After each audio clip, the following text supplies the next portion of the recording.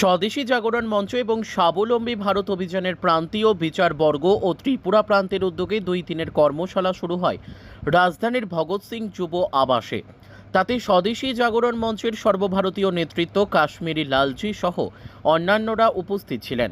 শনিবার সকালে এর উদ্বোধন করেন সংগঠনের নেতৃত্বরা। স্বদেশী জাগরণ মঞ্চ মূলত বেকার সমস্যার সমাধানে কাজ করে বলে সংগঠনের নেতৃত্বরা জানান।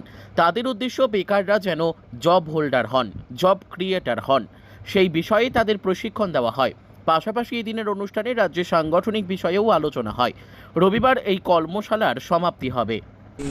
এখানে আমরা স্বদেশী জাগরণ মঞ্চ এবং স্বাবলম্বী ভারত অভিযানের উদ্যোগে বিচার বর্গ এখানে অনুষ্ঠান হতে যাচ্ছে।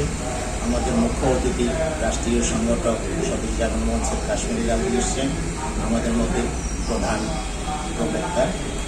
আর আমাদের মধ্যে আরও আছেন আমাদের অন্নদা সংবাদ পানিগ্রাহীজি, উনি স্বদেশী জাগরণ মঞ্চের সমগ্র সংঘর্ষ বাহিনী প্রমুখ আছেন। আমাদের মধ্যে ত্রিপুরা ইউনিভার্সিটির রেজিস্ট্রার দীপক শর্মা, উনি এখানের সমন্বয়ক এবং স্বদেশী জাগরণ মঞ্চের সহ সংযোজক আছে। আমাদের সঙ্গে ইন্দ্রজিৎ দেব, আমাদের মহানগরের সম্পর্ক প্রমুখ সংযোজক।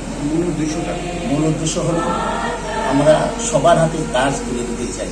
বেকার সমস্যার সমাধানে স্বাবলম্বী ভারত অভিযানের মাধ্যমে প্রত্যেকের হাতে যাতে কাজ দেওয়া যায় তারই প্রচেষ্টা। আমাদের এখানে সমস্ত জনগণ এবং মা বাবা যারা গার্জিয়ান সবার কাছে একটাই আদর্শ নিয়ে একটাই বক্তব্য নিয়ে নিতে চাইছি যে পড়াশোনার উদ্দেশ্য শুধু চাকরি নয়, যদি স্বরোজগারি করে তোলা, তাদেরকে স্বাধীনভাবে নিজের পায়ে দাঁড়ানোর ব্যবস্থা করে দেওয়া, তাদের কথা ভাবা, সেই জন্য জব সিকার না হয়ে জব প্রোভাইডার হয় ভবিষ্যতে বড় হয়ে, তার উদ্দেশ্যে আমাদের এই অভিযান, স্বদেশী জাগরণ মঞ্চের সেই অভিযান। আমার নাম শ্রী রতন কুমার দাস।